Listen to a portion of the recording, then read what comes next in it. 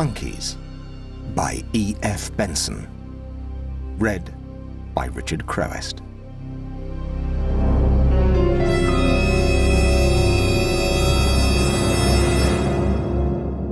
R. Hugh Morris, while still in the early 30s of his age, had justly earned for himself the reputation of being one of the most dexterous and daring surgeons in his profession, and both in his private practice and in his voluntary work at one of the great London hospitals, his record of success as an operator was unparalleled among his colleagues. He believed that vivisection was the most fruitful means of progress in the science of surgery, holding, rightly or wrongly, that he was justified in causing suffering to animals, though sparing them all possible pain, if thereby he could reasonably hope to gain fresh knowledge about similar operations on human beings, which would save life or mitigate suffering. The motive was good, and the gain already immense. But he had nothing but scorn for those who, for their own amusement, took out packs of hounds to run foxes to death, or matched two greyhounds to see which would give the death grip to a single terrified hare. That, to him, was wanton torture, utterly unjustifiable. Year in and year out he took no holiday at all, and for the most part he occupied his leisure, when the day's work was over, in study. He and his friend Jack Madden were dining together one warm October night at his house looking onto Regent's Park. The windows of his drawing-room on the ground floor were open, and they sat smoking, when dinner was done, on the broad window-seat. Madden was starting next day for Egypt, where he was engaged in archaeological work, and he had been vainly trying to persuade Morris to join him for a month up the Nile, where he would be engaged throughout the winter in the excavation of a newly discovered cemetery across the river from Luxor, near Medinet Habu. But it was no good. "When my eye begins to fail and my fingers to falter," said Morris, "it will be time for me to think of taking my ease. What do I want with a holiday? I should be pining to get back to my work all the time. I like work better than loafing. Purely selfish." "Well, be unselfish for once," said Madden. "Besides, your work would benefit. It can't be good for a man never to relax. Surely freshness is worth something." "Precious little if you're as strong as I am. I believe in continual concentration if one wants to make progress. One may be tired, but why not? I'm not tired when I'm actually engaged on a dangerous operation, which is what matters. And time's so short. 20 years from now I shall be past my best, and I'll have my holiday then. And when my holiday is over, I shall fold my hands and go to sleep for ever and ever. Thank God, I've got no fear that there's an afterlife. The spark of vitality that has animated us burns low and then goes out like a wind-blown candle. And as for my body, what do I care what happens to that when I've done with it? Nothing will survive of me except some small contribution I may have made to surgery, and in a few years' time that will be superseded. But for that, I shall perish utterly." Madden squirted some soda into his glass. "Well, if you've quite settled that," he began. "I haven't settled it. Science has," said Morris. "The body is transmuted into other forms. Worms batten on it. It helps to feed the grass, and some animal consumes the grass. But as for the survival of the individual spirit of a man, show me one tittle of scientific evidence to support it. Besides, if it did survive, all the evil and malice in it must surely survive too. Why should the death of the body purge that away? It's a nightmare to contemplate such a thing. And, oddly enough, unhinged people like spiritualists want to persuade us for our own consolation that the nightmare is true. But odder still are those old Egyptians of yours who thought that there was something sacred about their bodies after they were quit of them. And didn't you tell me that they covered their coffins with curses on anyone who disturbed their bones?" "Constantly," said Madden. "It's the general rule, in fact. Marrowy curses written in hieroglyphics on the mummy case or carved on the sarcophagus." "But that's not going to deter you this winter from opening as many tombs as you can find and rifling from them any objects of interest or value." Madden laughed. "Certainly it isn't," he said. "I take out of the tombs all objects of art, and I unwind the mummies to find and annex their scarabs and jewellery, but I make an absolute rule always to bury the bodies again. I don't say that I believe in the power of those curses, but anyhow, a mummy in a museum is an indecent object." But if you found some mummified body with an interesting malformation, wouldn't you send it over to some anatomical institute? Asked Morris. It has never happened to me yet, said Madden, but I'm pretty sure I shouldn't. Then you are a superstitious goth and an anti-educational vandal, remarked Morris. Hullo, what's that? He leant out of the window as he spoke. The light from the room vividly illuminated the square of lawn outside, and across it was crawling the small twitching shape of some animal. Hugh Morris vaulted out of the window, and presently returned, carrying carefully in his spread hands a little grey monkey, evidently desperately injured. Its hind legs were stiff and outstretched, as if it was partially paralysed. Morris ran his soft, deft fingers over it. "What's the matter with the little beggar, I wonder?" he said. "Paralysis of the lower limbs. It looks like some lesion of the spine."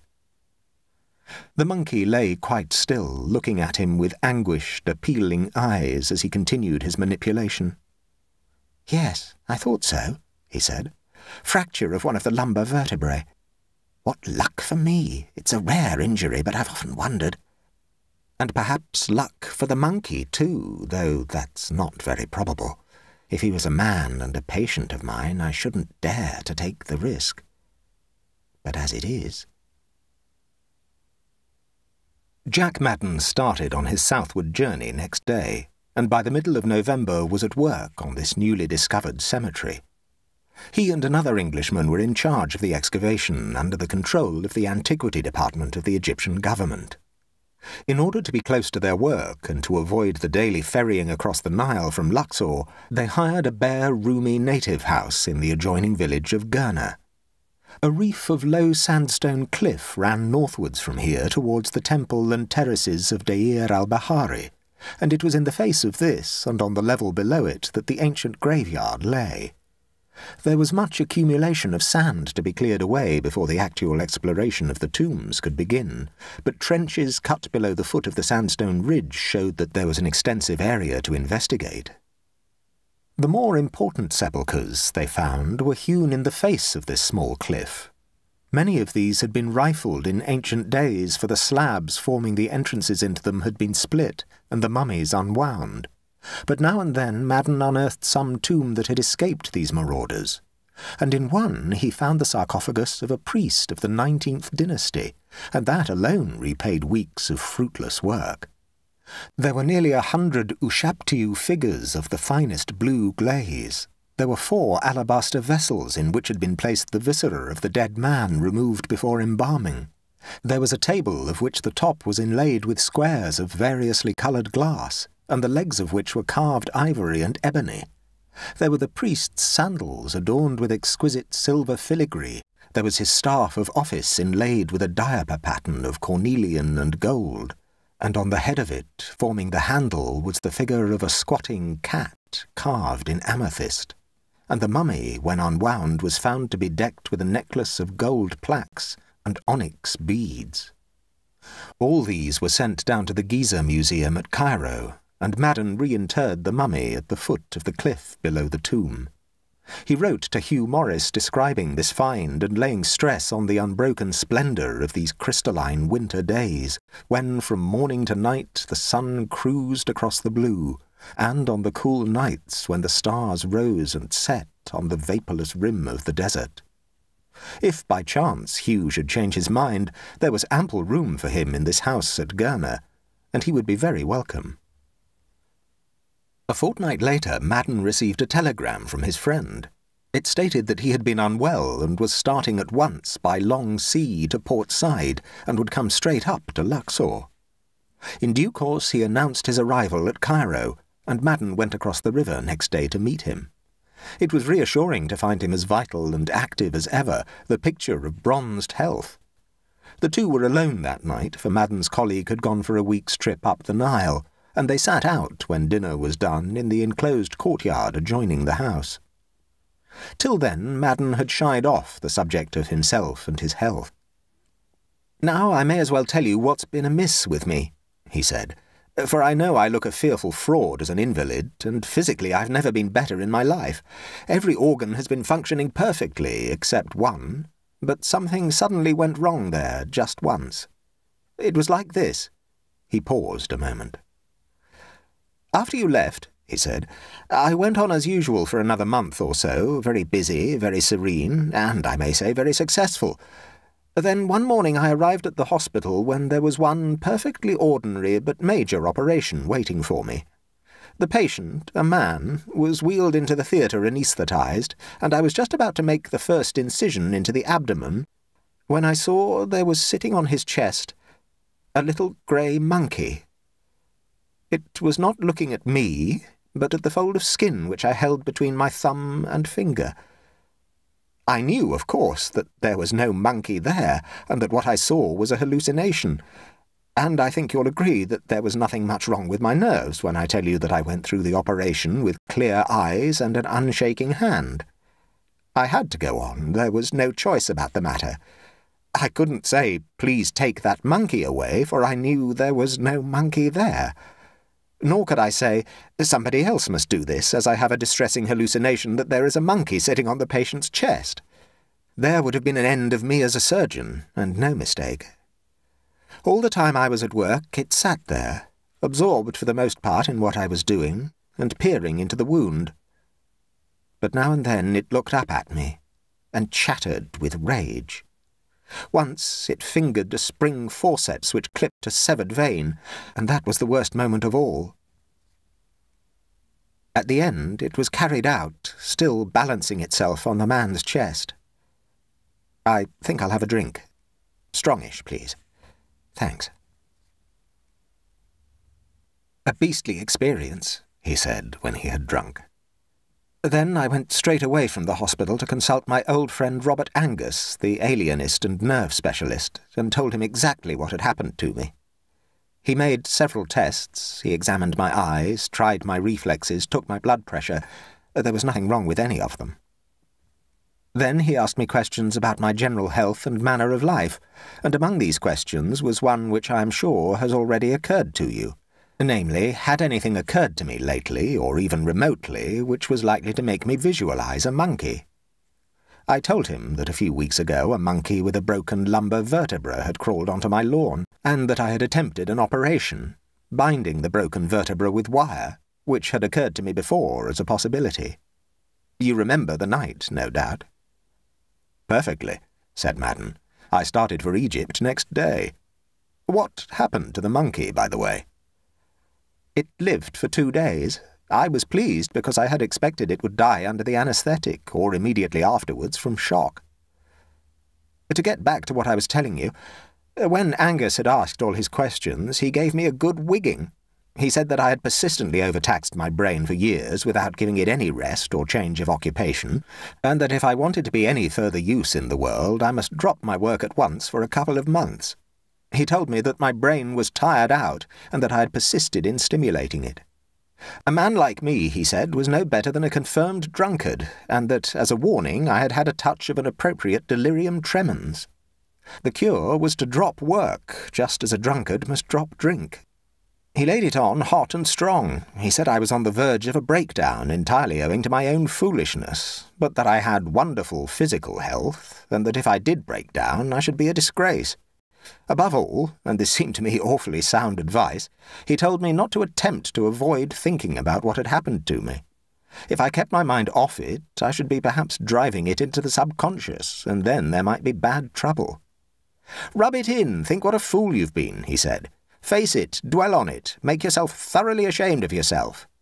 Monkeys, too. I wasn't to avoid the thought of monkeys. In fact, he recommended me to go straight away to the zoological gardens and spend an hour in the monkey house. "Odd treatment," interrupted Madden. "Brilliant treatment. My brain," he explained, had rebelled against its slavery and had hoisted a red flag with the device of a monkey on it. I must show it that I wasn't frightened at its bogus monkeys. I must retort on it by making myself look at dozens of real ones which could bite and maul you savagely, instead of one little sham monkey that had no existence at all. At the same time, I must take the red flag seriously, recognize there was danger, and rest. and he promised me that sham monkeys wouldn't trouble me again. Are there any real ones in Egypt, by the way?" "Not so far as I know," said Madden. "But there must have been once, for there are many images of them in tombs and temples." "That's good. We'll keep their memory green and my brain cool. Well, there's my story. What do you think of it?" "Terrifying," said Madden. "But you must have got nerves of iron to get through that operation with the monkey watching." A hellish hour. Out of some disordered slime in my brain there had crawled this unbidden thing, which showed itself, apparently substantial, to my eyes. It didn't come from outside. My eyes hadn't told my brain that there was a monkey sitting on the man's chest, but my brain had told my eyes so, making fools of them. I felt as if someone whom I absolutely trusted had played me false. Then again, I have wondered whether some instinct in my subconscious mind revolted against vivisection.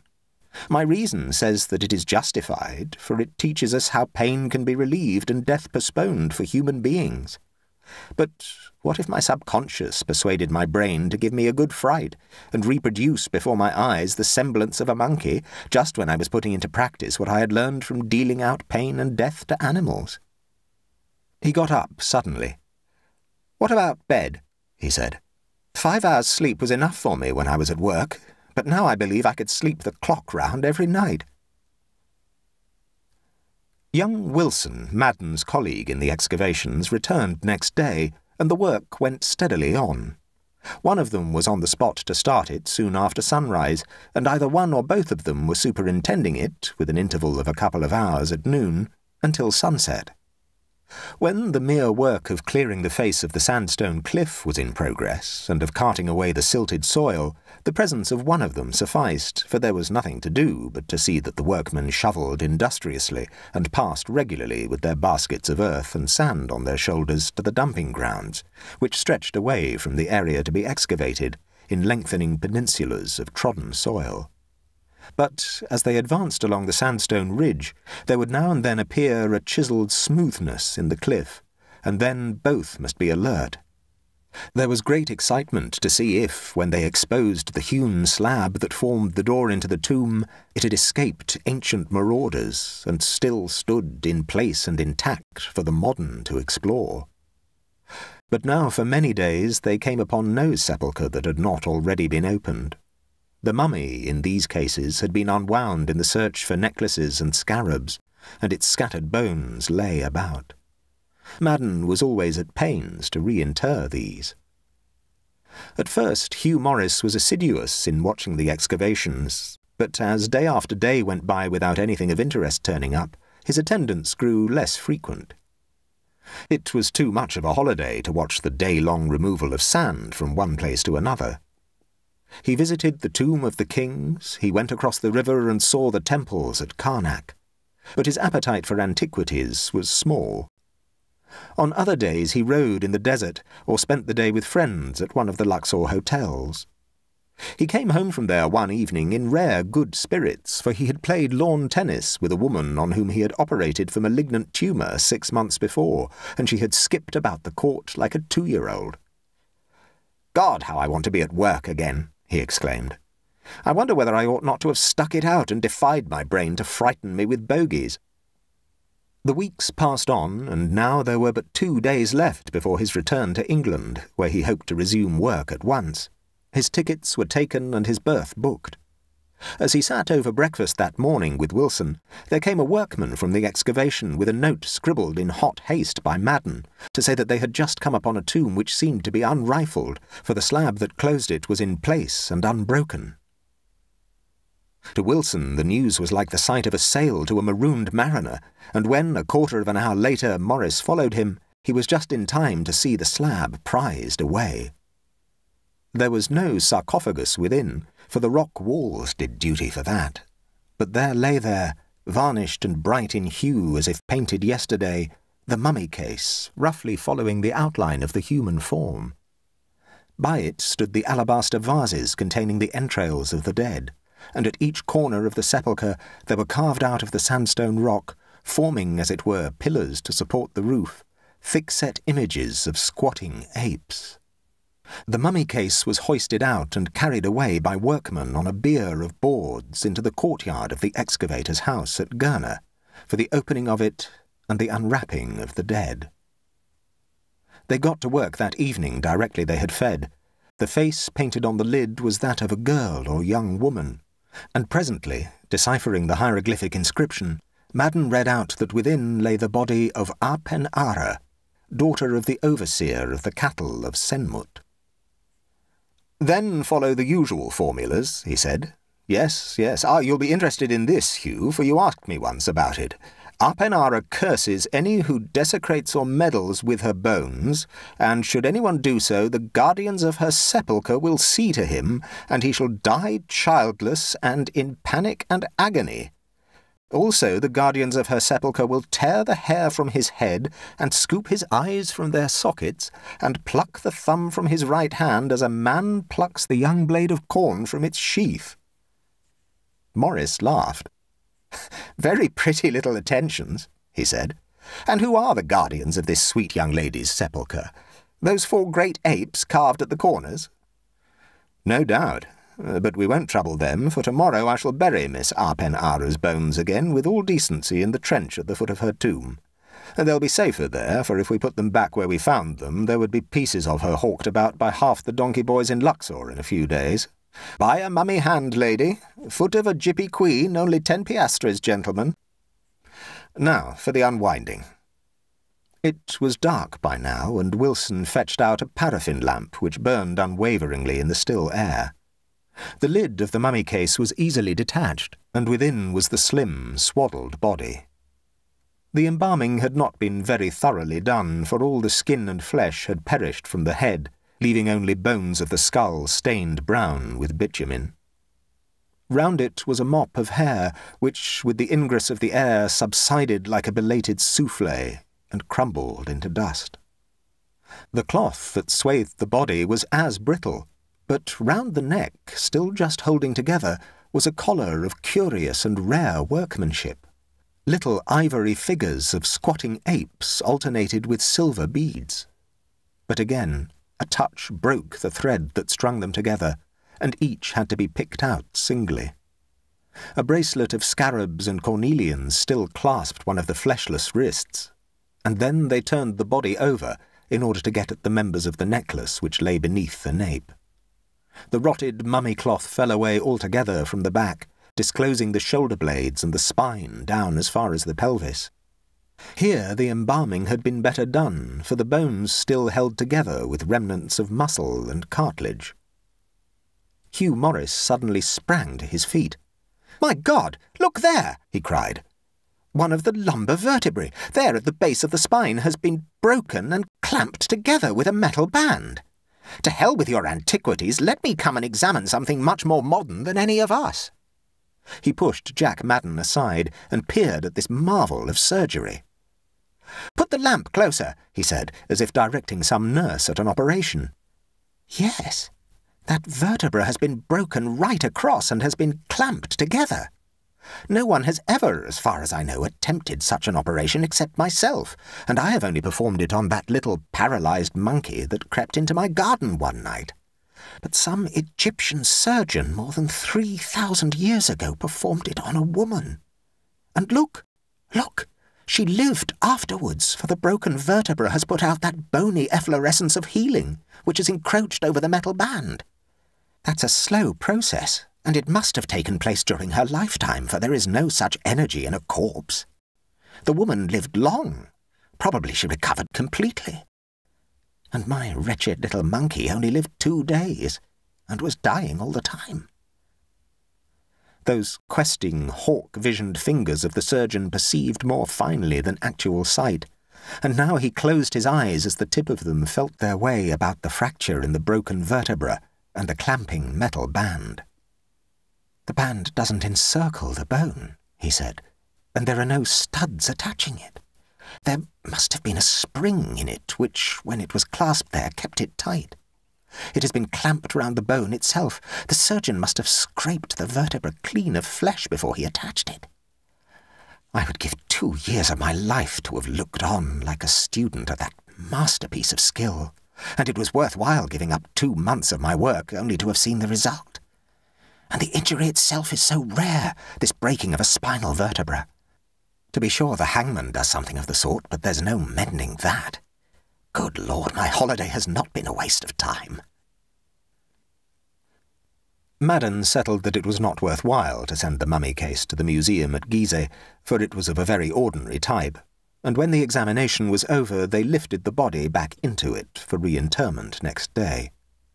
It was now long after midnight, and presently the house was dark. Hugh Morris slept on the ground floor in a room adjoining the yard where the mummy case lay. He remained long awake, marvelling at that astonishing piece of surgical skill performed, according to Madden, some 35 centuries ago. So occupied had his mind been with homage that not till now did he realize that the tangible proof and witness of the operation would tomorrow be buried again and lost to science. He must persuade Madden to let him detach at least 3 of the vertebrae, the mended one and those immediately above and below it, and take them back to England as demonstration of what could be done. He would lecture on his exhibit and present it to the Royal College of Surgeons for example and incitement. Other trained eyes beside his own must see what had been successfully achieved by some unknown operator in the 19th dynasty. But supposing Madden refused? He always made a point of scrupulously reburying these remains. It was a principle with him, and no doubt some superstition complex, the hardest of all to combat with because of its sheer unreasonableness, was involved.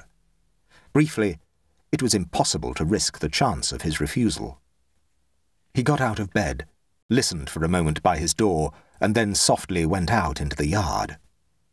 The moon had risen, for the brightness of the stars was paled, and though no direct rays shone into the walled enclosure, the dusk was dispersed by the toneless luminosity of the sky, and he had no need of a lamp.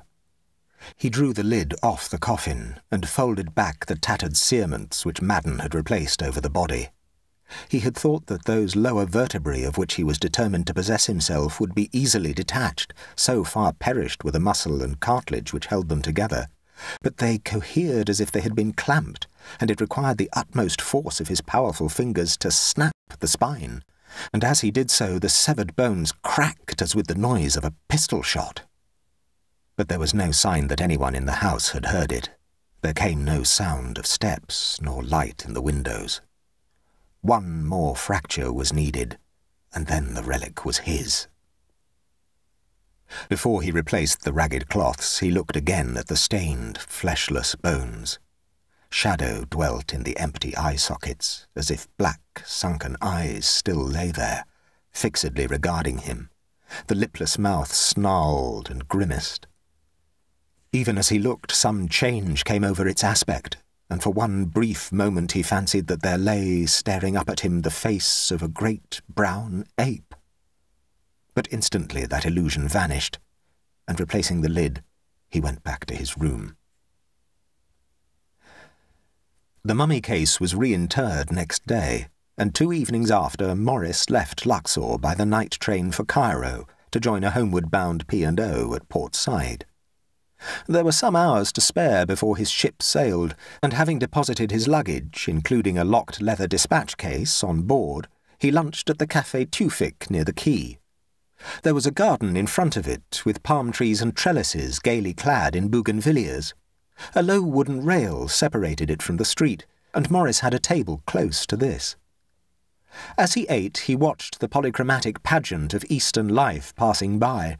There were Egyptian officials in broadcloth frock coats and red fezzes, barefooted splay-toed fellaheen in blue gabardines, veiled women in white making stealthy eyes at passers-by, half-naked gutter-snipe, one with a sprig of scarlet hibiscus behind his ear, travellers from India with solar topies and an air of aloof British superiority, dishevelled sons of the Prophet in green turbans, a stately sheikh in a white burnous, French painted ladies of a professional class with lace-trimmed parasols and provocative glances, a wild-eyed dervish in an accordion-pleated skirt, chewing betel nut and slightly foaming at the mouth. A Greek bootblack with box adorned with brass plaques tapped his brushes on it to encourage customers. An Egyptian girl squatted in the gutter beside a gramophone. Steamers passing into the canal hooted on their sirens. Then, at the edge of the pavement, there sauntered by a young Italian harnessed to a barrel organ. With one hand he ground out a popular air by Verdi. In the other he held out a tin can for the tributes of music lovers. A small monkey in a yellow jacket, tethered to his wrist, sat on the top of his instrument. The musician had come opposite the table where Morris sat. Morris liked the gay, tinkling tune, and feeling in his pocket for a piastre, he beckoned to him. The boy grinned and stepped up to the rail. Then suddenly the melancholy-eyed monkey leaped from its place on the organ and sprang onto the table by which Morris sat. It alighted there, chattering with rage in a crash of broken glass. A flower vase was upset, a plate clattered onto the floor. Morris's coffee cup discharged its black contents on the tablecloth. Next moment the Italian had twitched the frenzied little beast back to him, and it fell head downwards on the pavement. A shrill hubbub arose. The waiter at Morris's table hurried up with voluble execrations. A policeman kicked out at the monkey as it lay on the ground. The barrel organ tottered and crashed on the roadway. Then all subsided again, and the Italian boy picked up the little body from the pavement. He held it out in his hands to Morris. "È morto," he said. "Serve it right, too," retorted Morris. "Why did it fly at me like that?" He travelled back to London by long sea, and day after day that tragic little incident in which he had had no responsible part began to make a sort of colouring matter in his mind during those hours of lazy leisure on shipboard, when a man gives about equal inattention to the book he reads and to what passes round him. Sometimes, if the shadow of a seagull overhead slid across the deck towards him, there leaped into his brain, before his eyes could reassure him, the ludicrous fancy that this shadow was a monkey springing at him. One day they ran into a gale from the west. There was a crash of glass at his elbow as a sudden lurch of the ship upset a laden steward, and Morris jumped from his seat, thinking that a monkey had leaped onto his table again. There was a cinematograph show in the saloon one evening, in which some naturalist exhibited the films he had taken of wildlife in Indian jungles. And when he put on the screen the picture of a company of monkeys swinging their way through the trees, Morris involuntarily clutched at the sides of his chair in hideous panic that lasted but a fraction of a second until he recalled to himself that he was only looking at a film in the saloon of a steamer passing up the coast of Portugal. He came sleepy into his cabin one night and saw some animal crouching by the locked leather dispatch case. His breath caught in his throat before he perceived that this was a friendly cat, which rose with gleaming eyes and arched its back. These fantastic, unreasonable alarms were disquieting. He had as yet no repetition of the hallucination that he saw a monkey, but some deep-buried idea, to cure which he had taken 2 months' holiday, was still unpurged from his mind. He must consult Robert Angus again when he got home and seek further advice. Probably that incident at Port Said had rekindled the obscure trouble, and there was this added to it, that he knew he was now frightened of real monkeys. There was terror sprouting in the dark of his soul. But as for it having any connection with his pilfered treasure, so rank and childish a superstition deserved only the ridicule he gave it. Often he unlocked his leather case and sat poring over that miracle of surgery which made practical again long-forgotten dexterities. But it was good to be back in England. For the last 3 days of the voyage no menace had flashed out at him from unknown dusks, and surely he had been disquieting himself in vain. There was a light mist lying over Regent's Park on this warm March evening, and a drizzle of rain was falling. He made an appointment for the next morning with the specialist. He telephoned to the hospital that he had returned and hoped to resume work at once. He dined in very good spirits, talking to his manservant, and, as subsequently came out, he showed him his treasured bones, telling him that he had taken the relic from a mummy which he had seen unwrapped, and that he meant to lecture on it. When he went up to bed, he carried the leather case with him. bed was comfortable after the ship's berth, and through his open window came the soft hissing of the rain on the shrubs outside. His servant slept in the room immediately over his. A little before dawn he woke with a start, roused by horrible cries from somewhere close at hand. Then came words yelled out in a voice that he knew. "Help! Help!" it cried. "Oh, my God! My God! Ah!" And it rose to a scream again. The man hurried down and clicked on the light in his master's room as he entered. The cries had ceased. Only a low moaning came from the bed. A huge ape with busy hands was bending over it. Then, taking up the body that lay there by the neck and the hips, he bent it backwards and it cracked like a dry stick. Then it tore open the leather case that was on a table by the bedside, and with something that gleamed white in its dripping fingers, it shambled to the window and disappeared. A doctor arrived within half an hour, but too late. Handfuls of hair with flaps of skin attached had been torn from the head of the murdered man. Both eyes were scooped out of their sockets. The right thumb had been plucked off the hand, and the back was broken across the lower vertebrae.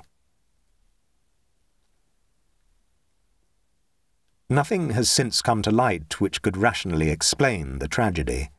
No large ape had escaped from the neighbouring zoological gardens, or, as far as could be ascertained, from elsewhere, nor was the monstrous visitor of that night ever seen again. Morris's servant had only the briefest sight of it, and his description of it at the inquest did not tally with that of any known simian type. And the sequel was even more mysterious. For Madden, returning to England at the close of the season in Egypt, had asked Morris's servant exactly what it was that his master had shown him the evening before as having been taken by him from a mummy which he had seen unwrapped, and had got from him a sufficiently conclusive account of it. Next autumn he continued his excavations in the cemetery at Gurna, and he disinterred once more the mummy case of A-pen-ara and opened it. But the spinal vertebrae were all in place and complete. One had round it the silver clip, which Morris had hailed as a unique achievement in surgery.